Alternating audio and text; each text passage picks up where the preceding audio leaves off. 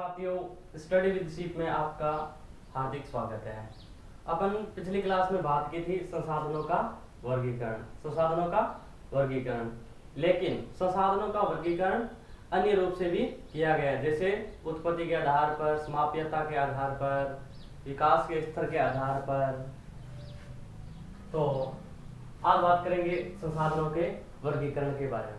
संसाधनों के वर्गीकरण के बारे में बात करेंगे। तो सबसे पहले अपन बात करेंगे उत्पत्ति के आधार पर संसाधन, यानी उत्पत्ति के आधार पर संसाधन, यानी इस संसाधन का जन्म कहां से हुआ, संसाधन का जन्म यानी उत्पत्ति कहां से हुई।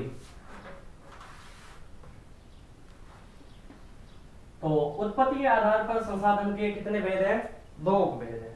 उत्पत्ति के आधार पर संसाधन के दो उपभेद हैं। कौन कौन से? जैव संसाधन और दूसरा है अजैव संसाधन। अब देखिए, जैव संसाधन कौन से होते हैं? जैव संसाधन कौन से होते हैं? यानी वे संसाधन जो हमें जीवों से प्राप्त होते हैं। किसे? जीवों से प्राप्त होते हैं। वे संसाधन क्या कहलाते हैं? जैव संसाधन कहलाते हैं। जैसे मनुष्य, वनस्पति जात, प्राणी जात, मत्स्य जीवन, पशुधन आदि, वो सभी क्या कहलाएंगे? जैव संसाधन कहलाएंगे, क्योंकि वो जीवों या सजीवों से प्राप्त होते हैं। इसलिए इसकी परिभाषा देखो, जैव संसाधन यानी वे संसाधन जो हमें सजीवों से प्राप्त होते हैं, वे क्या कहलाते हैं? जैव संसाधन कहलाते हैं। क्या कहलाते हैं? जैव संसाधन कहलाते हैं। जैसे मनुष्य, वनस्पति जात, प्राणी जात, मत्स्य जीवन, पशुधन आदि, यानी ये संसाधन किससे प्राप्त हो रहे हैं? हमें सजीवों से प्राप्त हो रहे हैं। सजीवों से प्राप्त हो रहे हैं, तो ये कौन से कहलाएंगे? जैव संसाधन कहलाएंगे। यानी इसकी उत्पत्ति सजीवों के द्वारा हो रही है, इसका जन्म सजीवों के द्वारा हो रहा है, तो ये कौन से संसाधन कहलाएंगे? जैव संसाधन कहलाएंगे। दूसरा उपभेद है हमारा अजैव संसाधन। कौन सा? अजैव संसाधन, यानी वे सभी संसाधन जो हमें निर्जीव वस्तुओं से प्राप्त होते हैं या निर्जीव वस्तुओं के बने होते हैं, वो कौन से होते हैं? अजैव संसाधन होते हैं। कौन से होते हैं? अजैव संसाधन होते हैं। वो कौन से? अजैव संसाधन, जैसे चट्टानें, धातुएं आदि। ये हो गया अपना अजैव संसाधन। यानी उत्पत्ति के आधार पर हम पढ़ गए दो भेद है, जैव संसाधन और अजैव संसाधन। उत्पत्ति के आधार पर संसाधन हमने पढ़ लिए। फिर आगे का संसाधन है समाप्यता के आधार पर संसाधन। किसके आधार पर? समाप्यता यानी लिमिट यानी इसकी सीमा कितनी है? सीमा के आधार पर संसाधन। तो सीमा के आधार पर संसाधन कितने भेद हैं? दो भेद है। कितने? इसके भी दो भेद है। कौन कौन से? नवीकरण योग्य संसाधन और दूसरा है अनवीकरण योग्य संसाधन। तो नवीकरण योग्य संसाधन कौन से हो गए? वे संसाधन जिन्हें हमें भौतिक, रासायनिक प्रक्रियाओं या यंत्रों के द्वारा पुनः बनाया जा सकता, यानी कि भौतिक या रासायनिक क्रियाओं के द्वारा या यंत्रों के द्वारा उस संसाधन को बार बार या दोबारा या पुनः क्या किया जा सके? बनाया जा सके। वो कौन सा संसाधन कहलाएगा? नवीकरण योग्य संसाधन कहलाएगा। जैसे सौर ऊर्जा, पवन ऊर्जा, जल, वन्य जीवन आदि। देखो, प्रकाश से अपन बार बार सौर ऊर्जा बनाई जा सकती है। तब तक सूर्य का प्रकाश रहेगा, तब तक अपन सौर ऊर्जा को बना सकते हैं। और जीवन के अंदर जब तक हवा रहेगी, तब तक अपन पवन ऊर्जा का निर्माण कर सकते हैं। तो यानी इसका मतलब यह हुआ कि अपन किसी भी रासायनिक प्रक्रिया या भौतिक प्रक्रिया के द्वारा, किसी यंत्र के माध्यम से अपन इस संसाधन को बार बार बना सकते हैं। तो यह हो गया अपना नवीकरण योग्य संसाधन। फिर दूसरा उपभेद है अनवीकरण योग्य संसाधन। कौन सा? अनवीकरण योग्य संसाधन, यानी वे संसाधन जिन्हें बनने में लाखों वर्ष लग जाते हैं, वे कौन से कहलाते हैं? अनवीकरण योग्य संसाधन कहलाते हैं। अनवीकरण योग्य संसाधन कहलाते हैं, जैसे खनिज और जीवाश्म ईंधन। खनिज और जीवाश्म ईंधन, जैसे खनिज में ले लो कोयला,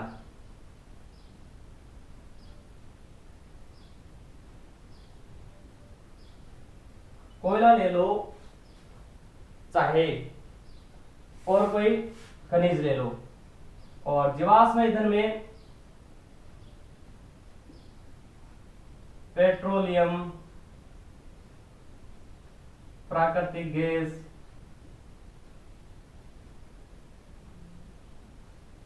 ये किस में आ जाएंगे?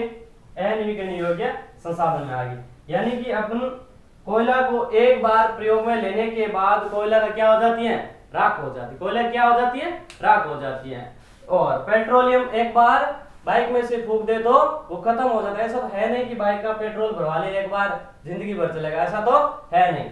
यानी कि वो बनने में तो लाखों वर्ष लग जाते हैं, लेकिन अपन उसका प्रयोग केवल एक बार कर सकते हैं। प्रयोग केवल एक बार कर सकते हैं। तो वो कौन से हो गए? अनवीकरण योग्य संसाधन। इसमें कुछ संसाधन ऐसे भी हैं, कुछ संसाधन ऐसे भी हैं जिसका एक या दो बार पुनः चक्र किया जा सकता है। पुनः चक्र किया जा सकता है, जैसे पुनः चक्रीय और दूसरा है अचक्रीय।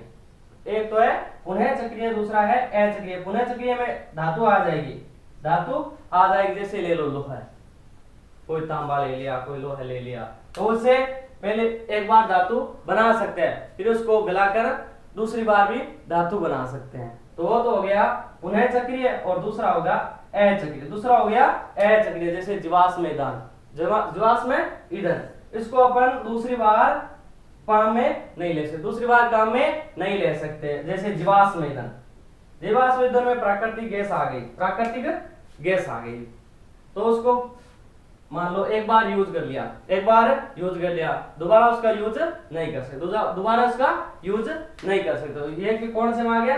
अचक्रीय संसाधन में आ गया। यानी अचक्रीय संसाधन कौन से होते हैं? यानी ये संसाधन एक बार प्रयोग के बाद ही खत्म हो जाते हैं। एक बार प्रयोग के बाद ही क्या हो जाते हैं? खत्म हो जाते हैं। जैसे कोयला, पेट्रोलियम, कोयला, पेट्रोलियम, ये क्या हो जाते हैं? खत्म हो जाते हैं। तो ये अपना हो गया दूसरा समाप्यता के आधार पर संसाधन। पहला होता अपना उत्पत्ति के आधार पर संसाधन और दूसरा है समाप्यता के आधार पर संसाधन। अब इसका आप स्क्रीनशॉट ले लो, तब तक अपन तीसरे भेद पर चलते हैं। दो भेद पढ़ लिए थे, कौन कौन से? उत्पत्ति के आधार पर संसाधन और समाप्यता के आधार पर संसाधन। और फिर आपका अगला भेद है स्वामित्व के आधार पर संसाधन। कौन सा? स्वामित्व के आधार पर संसाधन। स्वामित्व यानी अधिकार या हक, यानी वे संसाधन जिस पर किसका अधिकार है या किसका प्रभुत्व है या हक है। तो अपन पढ़ते हैं इसकी परिभाषा। स्वामित्व के आधार पर संसाधन, स्वामित्व के आधार पर संसाधन को चार भागों में बांटा गया है, चार भागों में बांटा गया है। तो पहला उपभेद है व्यक्तिगत संसाधन। व्यक्तिगत संसाधन वे संसाधन जिन पर निजी लोगों का क्या हो? स्वामित्व हो। यानी निजी लोगों का क्या होना चाहिए? अधिकार होना चाहिए। तो वे संसाधन कौन से कहलाएंगे? वे संसाधन व्यक्तिगत संसाधन कहलाएंगे। फिर व्यक्तिगत संसाधन के बारे में एक बात की गई है कि बहुत से किसानों के पास सरकार द्वारा दी गई भूमि होती है, सरकार के द्वारा दी गई क्या होती है? भूमि होती है। उसके बदले वे सरकार को क्या चुकाते हैं? लगान या कर चुकाते हैं, लगान या कर चुकाते हैं। शहरों में लोग भूखंड यानी भूमि, घर, अन्य जायदाद के क्या होते हैं? मालिक होते हैं। तथा अधिकतर गांवों के लोग हैं जो भूमि के क्या होते हैं? मालिक भी होते हैं। यानी उसकी भूमि में वो व्यक्तिगत संसाधन है, व्यक्तिगत यानी निजी स्वामित्व उनका क्या है, निजी स्वामित्व होते हैं। तो ये हो गया अपना व्यक्तिगत संसाधन, यानी वे संसाधन जिन पर किसी निजी लोगों का क्या हो, अधिकार हो, निजी लोगों का अधिकार हो, वे सारे संसाधन क्या कहलाएंगे, व्यक्तिगत संसाधन कहलाएंगे। इसमें सरकार के द्वारा जो भूमि प्रोवाइड की जाती हैं उनके बदले किसानों को क्या देना होता है, लगान या कर देना होता है। तो ये अपना था स्वामित्व के आधार पर पहला उपभेद व्यक्तिगत संसाधन, और दूसरा उपभेद है सामुदायिक स्वामित्व वाले संसाधन। सामुदायिक स्वामित्व वाले संसाधन वे सभी संसाधन जो समुदाय के सभी लोगों को उपलब्ध होते हैं, सभी लोगों को उपलब्ध होते हैं, वे कौन से होते हैं, सामुदायिक स्वामित्व वाले संसाधन होते हैं। जैसे श्मशान भूमि, तालाब, सार्वजनिक पार्क, खेल मैदान आदि, ये कौन से है संसाधन, सामुदायिक स्वामित्व वाले, यानी पूरे या संपूर्ण समुदाय का अधिकार होता है, संपूर्ण समुदाय का अधिकार होता है। तो ये हो गया अपना स्वामित्व के आधार पर दूसरा उपभेद सामुदायिक स्वामित्व वाले संसाधन। फिर है स्वामित्व के आधार पर तीसरा उपभेद है राष्ट्रीय संसाधन। कौन सा, राष्ट्रीय संसाधन वे संसाधन जिस पर देश की सरकार का स्वामित्व होता है, वे सभी संसाधन क्या कहलाते हैं, राष्ट्रीय संसाधन कहलाते हैं। कौन से, राष्ट्रीय संसाधन कहलाते हैं। राष्ट्रीय संसाधन में एक और विशेषता है कि देश की सरकार को यह अधिकार है, क्या अधिकार है, कि वह व्यक्तिगत संसाधनों का क्या कर लेते हैं, अधिग्रहण कर लेता है। यानी किसी जगह क्या हो गया, खनिज, जल संसाधन, वन या रेल, सड़क, नहरें आदि हो, वो किसके अंदर आएगी, राष्ट्रीय संसाधन के अंदर। किसके अंदर आएगी, राष्ट्रीय संसाधन के अंदर आएगी। फिर राष्ट्रीय संसाधन के बारे में दूसरी बात है, नोट लगा के लिख लेना, कि राजनीतिक सीमाओं के अंदर सारी भूमि, कौन सी, राजनीतिक सीमाओं के अंदर सारी भूमि और 12 समुद्री मील यानी 22.2 किमी तक महासागरीय क्षेत्र में भी कौन सा होना चाहिए, भूभागीय क्षेत्र। कौन सा, भूभागीय क्षेत्र। इसमें पाए जाने वाले सभी संसाधन राष्ट्र की संपदा होगी। यानी वो सभी संसाधन किसके अंतर्गत आएंगे, राष्ट्रीय संसाधन के अंतर्गत आएंगे। ये अपन का हो गया राष्ट्रीय संसाधन। फिर है स्वामित्व के आधार पर संसाधन का चौथा उपभेद है अंतरराष्ट्रीय संसाधन। कौन सा है, अंतरराष्ट्रीय संसाधन। तो अंतरराष्ट्रीय संसाधन की परिभाषा क्या है, तट रेखा से 200 समुद्री मील की दूरी से परे यानी दूर खुले महासागरीय संसाधन जिस पर किसी देश का अधिकार न होकर संपूर्ण विश्व का होता है। किसका होता है, संपूर्ण विश्व का होता है, वे संसाधन कौन से कहलाते हैं, अंतरराष्ट्रीय संसाधन कहलाते हैं। कौन से होंगे, अंतरराष्ट्रीय संसाधन होंगे। और अंतरराष्ट्रीय संसाधन के बारे में एक और बात है, इन संसाधनों को अंतरराष्ट्रीय संस्थाओं की सहमति, अंतरराष्ट्रीय संस्था होती है, इनकी सहमति के बिना इसका क्या नहीं किया जा सकता, उपयोग नहीं किया जा सकता। तो ये थे स्वामित्व के आधार पर 4 उपभेद थे। कौन कौन से, व्यक्तिगत संसाधन, सामुदायिक स्वामित्व वाले संसाधन, और तीसरा था राष्ट्रीय संसाधन, और लास्ट में अंतरराष्ट्रीय संसाधन। ये थे अपन के स्वामित्व के आधार पर संसाधन। और अगला है अपना विकास के स्तर के आधार पर संसाधन, विकास के स्तर के आधार पर संसाधन। और अब है लास्ट और अंतिम भेद, चौथा कौन सा? विकास के स्तर के आधार पर संसाधन, विकास के स्तर के आधार पर संसाधन, यानी कि उस संसाधन का कितना विकास हुआ, कितना हो रहा है, कितना होएगा। तो इसके आधार पर, विकास के स्तर के आधार पर संसाधन को कितने भागों में बांटा गया? 4 भागों में बांटा गया। 4 भाग कौन कौन से? संभावी संसाधन। कौन से? संभावी संसाधन, विकसित संसाधन, भंडार और संचित कोष। ये 4 उपभेद है किसके? विकास के स्तर के आधार पर संसाधन के 4 उपभेद हैं। तो सबसे पहले कौन सा है? संभावी संसाधन। कौन सा? संभावी संसाधन। तो संभावी संसाधन वे संसाधन जो किसी प्रदेश में क्या होते हैं? विद्वान होते हैं, यानी उपस्थित तो होते हैं परंतु इनका उपयोग नहीं किया गया है, अभी तक इनका क्या नहीं किया गया है? उपयोग नहीं किया गया है। संभावी संसाधन कहलाते हैं। क्या कहलाते हैं? संभावी संसाधन कहलाते हैं। उदाहरण देखें तो संभावित संसाधन के कौन कौन से हैं? भारत के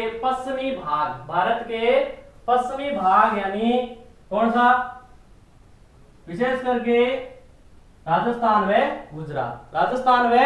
गुजरात में पवन ऊर्जा व सौर ऊर्जा संसाधनों की अपार संभावना है, परंतु इनका विकास सही ढंग से नहीं हुआ है। क्या नहीं हुआ है? विकास नहीं हुआ है। तो वे संसाधन प्रकृति में उपस्थित तो है लेकिन इनका उपयोग नहीं हुआ है। तो ये था अपना संभावी संसाधन। कौन सा था? संभावी संसाधन। नेक्स्ट है अपना विकसित संसाधन। कौन सा? विकसित संसाधन की परिभाषा क्या है? कि वे संसाधन जिनका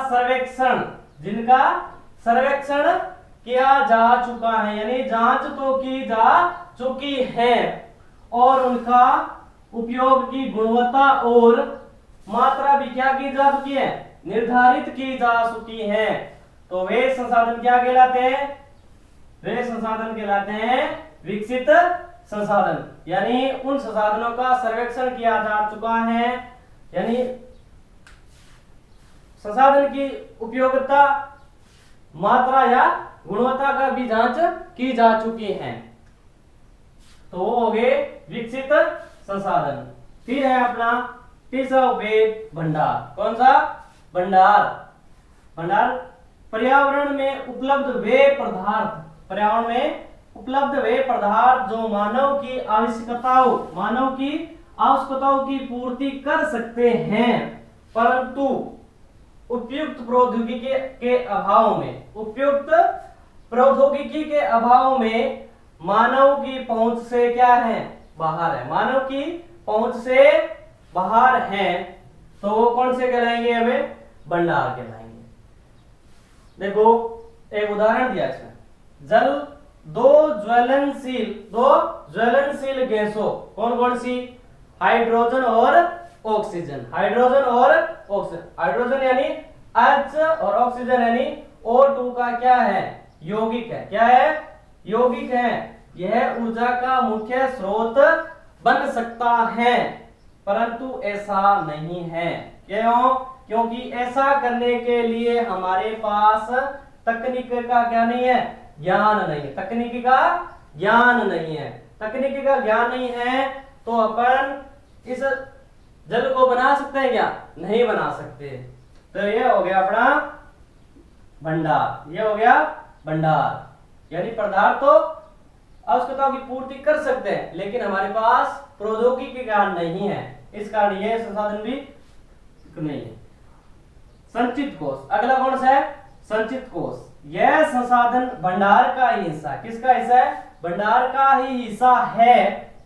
तकनीकी द्वारा इन्हें प्रयोग में लाया जा सकता है। किसमें? प्रयोग में लाया जा सकता है, परंतु इनका उपयोग अभी शुरू नहीं हुआ है। यानी कि संचित कोष कौन सा हो गया? वे संसाधन भंडार का हिस्सा है, तकनीकी द्वारा इन्हें प्रयोग में तो लाया जा सकता है, लेकिन इनका उपयोग शुरू नहीं हुआ है। दूसरी बात क्या है? संचित कोष में इनका उपयोग भविष्य में यानी फ्यूचर में आवश्यकता पूरी करने के लिए हो सकता है। यानी वे भंडार यानी संचित कोष उपलब्ध तो है, लेकिन धीरे धीरे से तकनीकी के माध्यम से वर्तमान समय में उपलब्ध लाएंगे, लेकिन ये होगा कब? भविष्य में आने वाली आवश्यकताओं को पूरी कर सकेंगे। ये थे अपने संसाधन के 4 प्रकार। कौन कौन से? उत्पत्ति के आधार पर संसाधन, समाप्यता के आधार पर संसाधन, और विकास के स्तर के आधार पर संसाधन, और स्वामित्व के आधार पर संसाधन। ये थे अपने संसाधन के प्रकार। तो ये हो गए अपने संसाधन के प्रकार। फिर मिलते हैं अपने नेक्स्ट क्लास में, तब तक पढ़ते रहिए।